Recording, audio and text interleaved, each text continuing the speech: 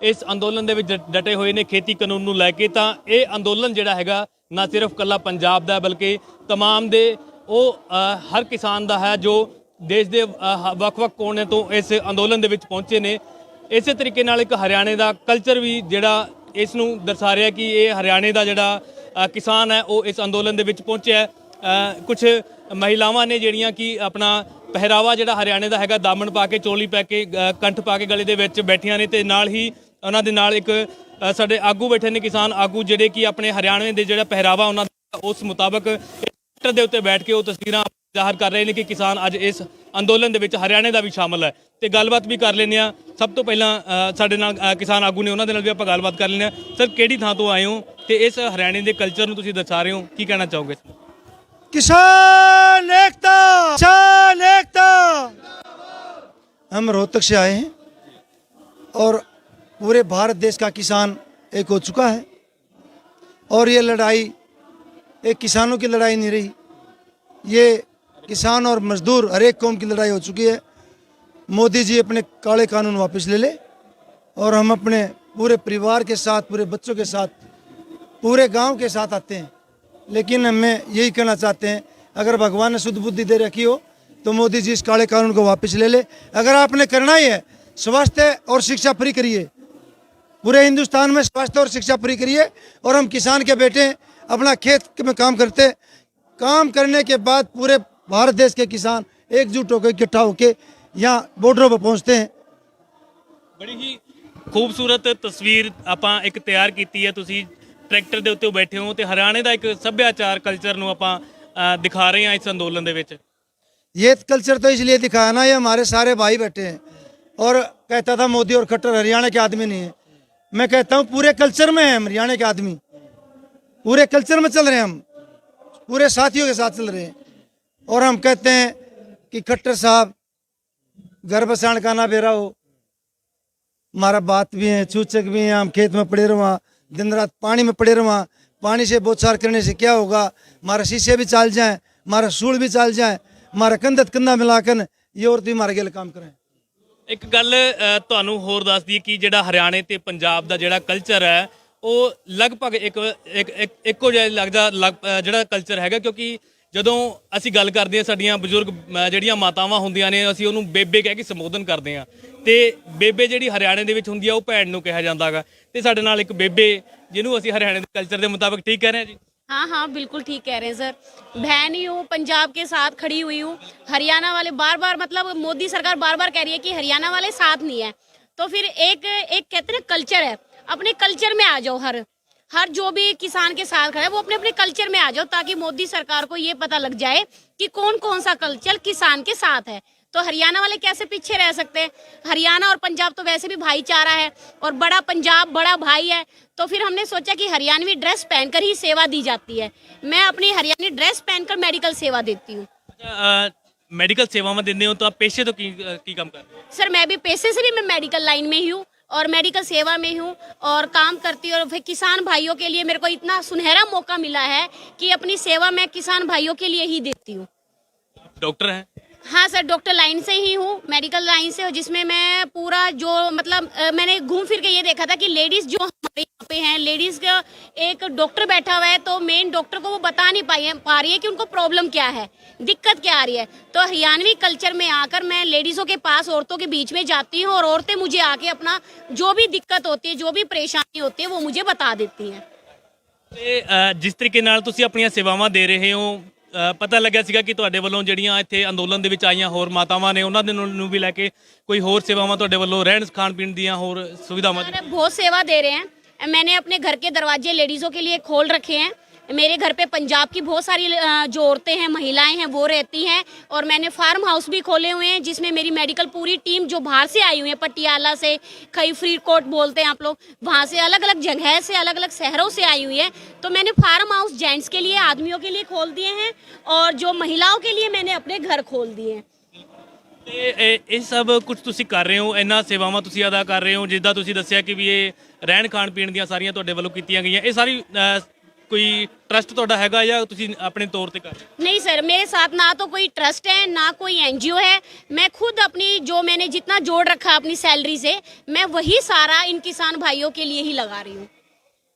ਤਾਂ ਇਸ ਤਰੀਕੇ ਨਾਲ ਜਿਵੇਂ ਆਪਾਂ ਵੇਖ ਰਹੇ ਹਾਂ ਕਿ ਅੰਦੋਲਨ ਦੇ ਵਿੱਚ ਪਹਿਲਾਂ ਬਜ਼ੁਰਗ ਸ਼ਾਮਿਲ ਹੋਏ, ਫਿਰ ਨੌਜਵਾਨ ਸ਼ਾਮਿਲ ਹੋਏ, ਹੁਣ ਮਹਿਲਾਵਾਂ ਦੀ ਵੀ ਕਿਤੇ ਨਾ ਕਿਤੇ ਸੰਖਿਆ ਜਿਹੜੀ ਹੈਗੀ ਆ ਲਗਾਤਾਰ ਵਧਦੀ ਜਾ ਰਹੀ ਹੈਗੀ, किवें ਵੇਖ ਰਹੇ हो?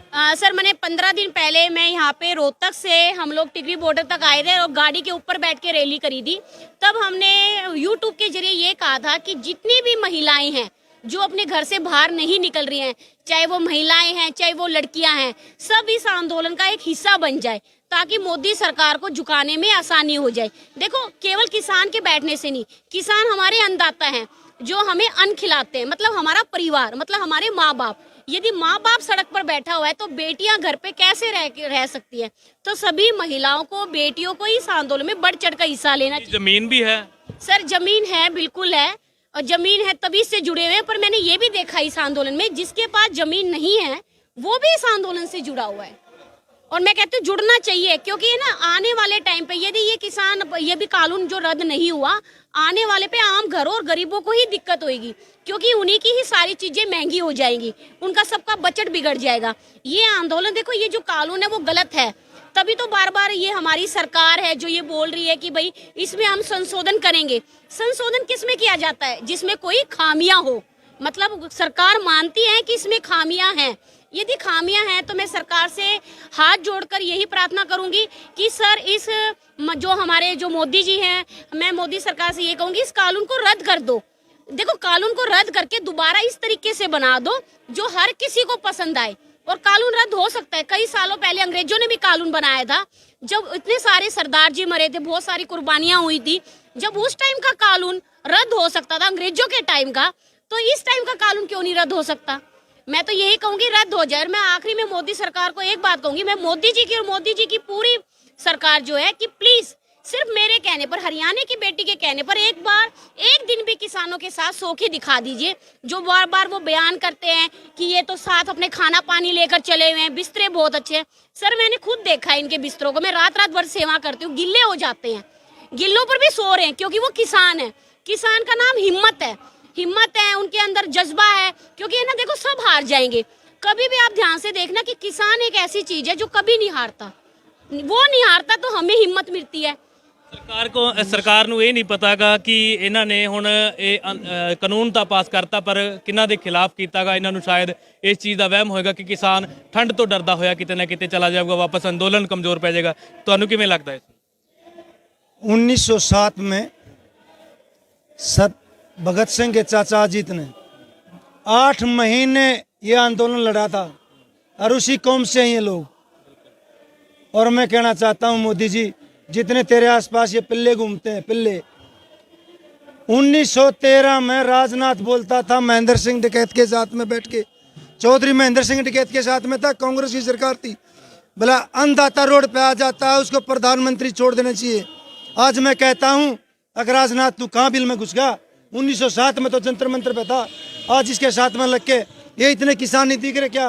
ये डकैत हैं, ये चोर लुटेरे हैं क्या? अपने झाँक के देख अपने बेकावे में। और वो कहता था ना, क्या नाम था उसका, जो अपने रक्षा मंत्री था, बीके सिंह, वो कहता था सेना के पास हथियार कम हो गए, मैं बॉर्डर से चलता हूँ, सारी दिल्ली घेर ली होती, उस टाइम पूरी सरकार कांप गई थी। आज वो बीके सिंह मंत्री है, आज क्या हमारे हथियार पूरे हो गए? आज क्या हमारे नौजवान नहीं मर रहे? बॉर्डरों पे हमारे नौजवान शहीद नहीं हो रहे? शर्म आनी चाहिए, हमारे 40-42 भाई माँ बाप शहीद हो गए, और सरकार कहती है चुनिंदा आदमी है। मैं बताना चाहता हूँ मोदी जी, जब लड़ाई लड़ी गई थी ना, जब कौरव और पांडव की लड़ाई थी, सिर्फ 5 गांव मांगे थे, वो 5 गांव नहीं दिए थे, बुरा हाल हुआ था। और इन लोगों को थोड़े बताता है किसान का बेटा है, इसका खून उबलता है। मुझे पता है, मैं ट्रैक्टर का चलाता हूँ, 25-30 रुपया लीटर तेल बोलता था, आज 85-80 रुपया है लीटर। सारा उनके कहने से जो यहाँ इसके पास आ गए चोर। और एक और कहता है भाई उसका सामान कोई ना खरीदियो, और रामदेव लुटेरा आ गया, राजीव दीक्षित बड़ी आदमी था, उसने चलाई थी, वो मरवा दिया गया। ये सारा डुप्लीकेट माल बेच रहा है और अड्डानी अंबानी का कर्ज ले रहा है, कर्जा है जो उसकी मान रहा है। तो ये किसान रोड पर देख रहे। मैं हाथ जोड़ के कहता हूँ मोदी जी, आप इनको बैठा रहे हो, खट्टर आगे बौछार करवाता है, ये पानी से डर जाएंगे लोग। अरे ये ठंड में रहने वाले, पानी में गोता मार के कश्मीर में बंदा लगाने वाले लोग, ये डर सकते हैं? ਕਿਸਾਨ ਦਾ ਇਹ ਦਰਦ ਹੈ ਜਿਹੜਾ ਕਿ ਲਗਾਤਾਰ ਕੇਂਦਰ ਸਰਕਾਰ ਦੇ ਖਿਲਾਫ ਨਿਕਲ ਰਿਹਾ ਹੈਗਾ। ਕਿਸਾਨ ਜਿਹੜੇ ਨੇ ਲਗਾਤਾਰ ਕੇਂਦਰ ਸਰਕਾਰ ਨੂੰ ਬੇਨਤੀ ਕਰ ਰਹੇ ਨੇ, ਪਿਆਰ ਨਾਲ ਅਪੀਲ ਕਰ ਰਹੇ ਨੇ ਕਿ ਇਹਨਾਂ ਖੇਤੀ ਕਾਨੂੰਨਾਂ ਨੂੰ ਰੱਦ ਕੀਤਾ ਜਾਵੇ। ਇਹ ਅੰਦੋਲਨ ਦੇ ਵਿੱਚ ਮੰਗ ਇਹਨਾਂ ਕਿਸਾਨਾਂ ਦੀ ਹੈਗੀ। ਤਾਂ ਇਹ ਇੱਕ ਤਸਵੀਰਾਂ ਬੜੀਆਂ ਖੂਬਸੂਰਤ ਨੇ ਜਿਹੜੀਆਂ ਕਿ ਇਸ ਅਸੀਂ ਟਰੈਕਟਰ ਦੇ ਉੱਤੇ ਬੈਠ ਕੇ ਤੁਹਾਨੂੰ ਦਿਖਾ ਰਹੇ ਹਾਂ। ਇਹ ਹਰਿਆਣੇ ਦਾ ਕਲਚਰ ਵੀ ਇਸ ਅੰਦੋਲਨ ਦੇ ਵਿੱਚ ਵਿਖਾਇਆ ਜਾ ਰਿਹਾ ਹੈ। ਪਿੱਛੇ ਤੁਸੀਂ ਮੇਰੇ ਸਹਿਯੋਗੀ ਰਾਜੇਸ਼ ਨੂੰ ਕਹਾਂਗਾ ਕਿ ਜਿਹੜੇ ਲੋਕ ਇਹਨਾਂ ਕਲਚਰ ਨੂੰ ਦੇਖਣ ਵਾਸਤੇ ਇੱਥੇ ਪਹੁੰਚੇ ਨੇ ਤੇ ਉਹਨਾਂ ਦੇ ਕੋਲ ਵੀ ਇੱਕ ਕੈਮਰਾ ਘੁਮਾ ਕੇ ਤੁਹਾਨੂੰ ਇਹ ਤਸਵੀਰ ਰੂਬਰੂ ਕਰਵਾਉਣ ਤਾਂ ਕਿ ਇਹ ਦਿਖਾਇਆ ਜਾ ਸਕੇ ਕਿਸਾਨ ਇਕਜੁੱਟ ਨੇ, ਕਿਸਾਨਾਂ ਦਾ ਅੰਦੋਲਨ ਇਕਜੁੱਟ ਹੋ ਚੁੱਕਿਆ ਹੈ ਤੇ ਅਪੀਲ ਕੇਂਦਰ ਸਰਕਾਰ ਨੂੰ ਕੀਤੀ ਜਾ ਰਹੀ ਹੈ। ਬੜੇ ਹੀ ਸ਼ਾਂਤੀਮਈ ਢੰਗ ਦੇ ਨਾਲ ਅੰਦੋਲਨ ਚੱਲ ਰਿਹਾ ਹੈ ਤੇ ਇਸ ਖੇਤੀ ਕਾਨੂੰਨਾਂ ਨੂੰ ਰੱਦ ਕਰਾਉਣ ਦੇ ਲਈ। ਕੈਮਰਾ ਪਰਸਨ ਰਾਜੇਸ਼ ਦੇ ਨਾਲ Gautam Kumar, on air, Tikri border, Delhi.